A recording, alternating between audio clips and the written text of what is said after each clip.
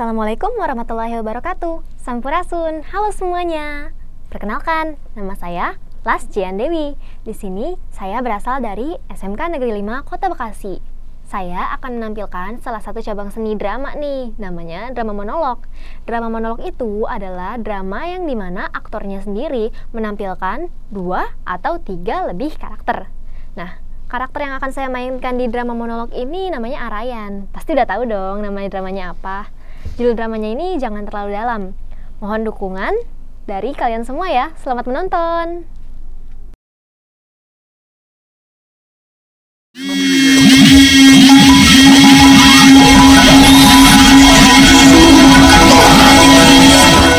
Ada handphone di kepala saya.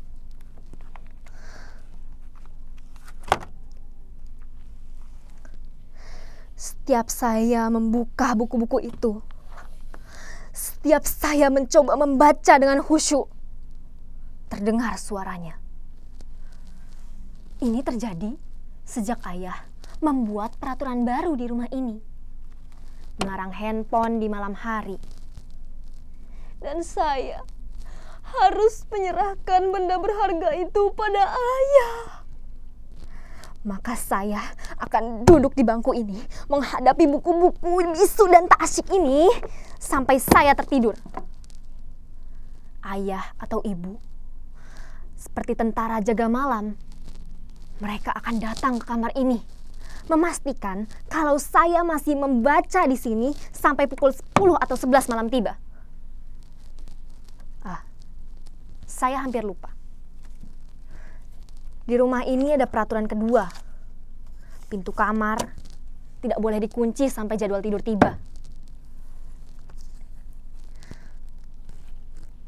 Sebentar lagi, mungkin 10 atau 15 menit lagi, mereka akan datang ke kamar ini. Itu artinya saya harus belajar.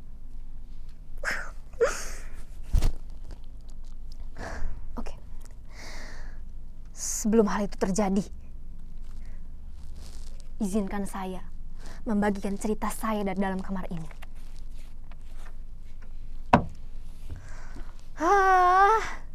Saya bukannya tidak berusaha. Saya telah menggerahkan segala daya dan upaya agar saya bisa membaca dengan khusyuk dan bahagia. Bahkan saya mendengarkan nasihat, kata-kata motivasi, kata-kata mutiara, pantun, yel-yel penyemangat. Bahkan ya, kritik tajam para ahli tentang bahaya kecanduan handphone. Tetapi, kritik yang mereka pakai itu tidak juga membangkitkan semangat saya untuk membaca. Tidak juga menghilangkan kerinduan saya kepada handphone. Andaikan merubah diri bisa secaranya ceramahnya Mario Teguh, pasti saya tidak akan menderita seperti ini. Apa? Saudara-saudara tidak percaya saya menderita? Tidak terlihat di wajah saya, di sorot mata saya, di getar suara saya. Aduh, ini tuh bukan akting anak-anak SMA yang lagi monolog. Bukan. Ini mah real, nyata. Saya memang menderita. Kalau penderitaan saya dituangkan ke dalam sebuah puisi, jangankan untuk membaca, mendengarkannya saja sudah bisa membuat kamu nangis. Tak percaya? Saudara-saudara, tidak percaya kalau saat ini saya sedang dirundung sepi dan dikepung sedih? Sekarang saya yang tanya, siapa di antara hadirin sekalian yang mau dan mampu berpisah dengan apa yang sudah bersama dengan kalian sejak dulu tanpa harus merasa kesepian dan kesedihan? Tidak akan ada yang mampu. Begitu juga dengan saya. Sebuah handphone bukan lagi sekedar benda biasa. Ia sudah menemani saya sejak saya kecil. Bayangkan, di saat orang-orang dewasa itu sibuk dengan pekerjaan mereka dan malas meladeni saya yang masih belum mempunyai nilai guna, handphone selalu bersama dengan saya. Mereka setia sama saya. Kalau saja ya saya bisa bersama dengan handphone. Pagi, siang, sore, malam, mereka selalu setia bersama saya. Tidak pernah mengeluh.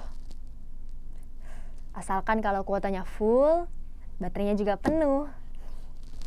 Mereka akan siap menemani saya kalau saya ingin bertamasya. Mereka sudah menyimpan memori dan nama saya di dalamnya.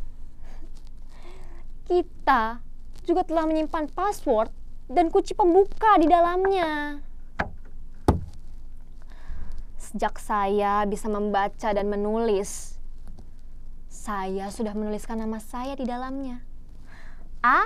Arayan. ARRAYAN. Arayan. Saya dulu juga pernah sih bergonta-ganti partner dari satu jenis ke jenis yang lain.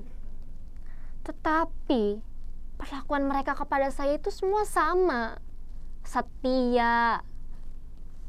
Coba kalau saya atau mungkin kalian harus gonta-ganti partner, ganti juga sikap sama kebiasaannya. Lagi tuh, kalau sudah pemilihan para pemimpin itu, saruang jeung gaca eta mah kadang bisa makin tinggi mutunya, tiba-tiba makin anjlok mutunya.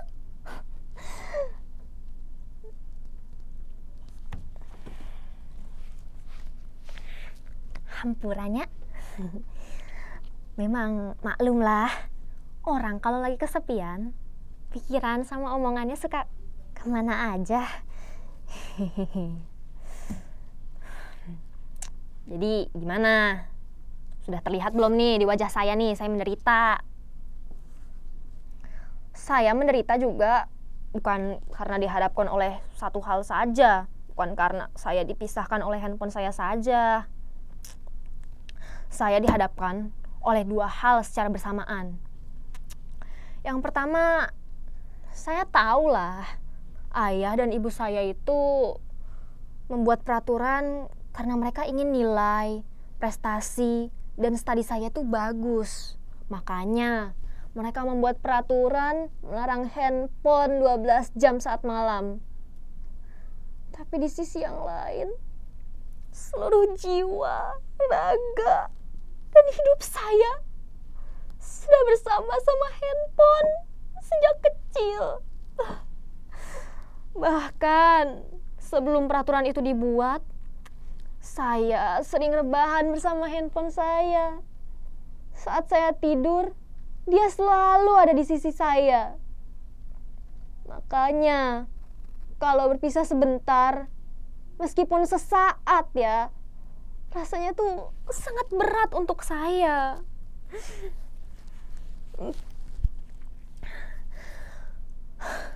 Kadang kalau saya lagi rindu sama handphone saya ambil casingnya, saya peluk-peluk. Saya bayangkan kalau saya lagi main game favorit saya, Genshin Impact. Lucu sekali handphoneku. Kadang teringat pula saat-saat kritis, saat-saat dramatis, di mana handphone saya mulai lemah dan saya panik mencari di mana charger. Kalau udah ketemu, tung, tidak ada yang lebih renyah dan merdu selain suara riang dari handphone saya. Terutama saat saya ingin bertamasya kemanapun dan mengunjungi situs-situs, menikmati menu-menu lezat yang mereka hidangkan dan tawarkan. Ia telah membuat hidup ini menjadi lebih mudah, simpel, lebih cepat, dan tidak akan membuat saya menunggu lebih lama.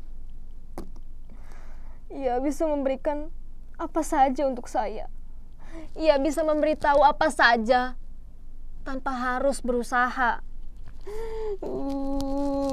Bahkan kini ada banyak sarana yang menjamin kesejahteraan dan kehidupan masyarakat kita dalam tempo yang sesingkat-singkatnya lah tentu saja. Jadi bagaimana bisa saya berurusan dengan buku-buku ini, berlama-lama dengan buku-buku ini? Sedangkan kita juga sudah hidup di era serba cepat, di mana-mana kita harus cepat, ringkas. Siapa yang gak bisa cepat dan ringkas akan ditinggalkan dan menjadi fosil di museum peradaban.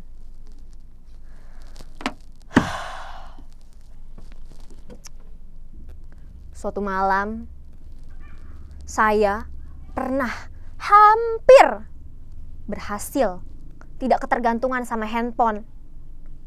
Tetapi pada malam itu, saya melihat ayah dan ibu saya di malam hari. Mereka dengan intim bersama handphonenya. Di situ, saya langsung merasa terhianati. Sekarang saya sudah tidak bisa lagi tidak bergantung pada handphone. Sekarang handphone saya sudah menjadi denyut jantung saya.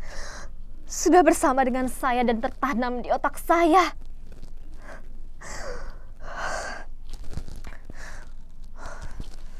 Terlambat. Saya harus belajar. Pokoknya saya harus belajar sekarang. Sebentar lagi pasti ayah dan ibu akan tiba di kamar ini. Saya harus membuka buku ini. Saya harus belajar sekarang.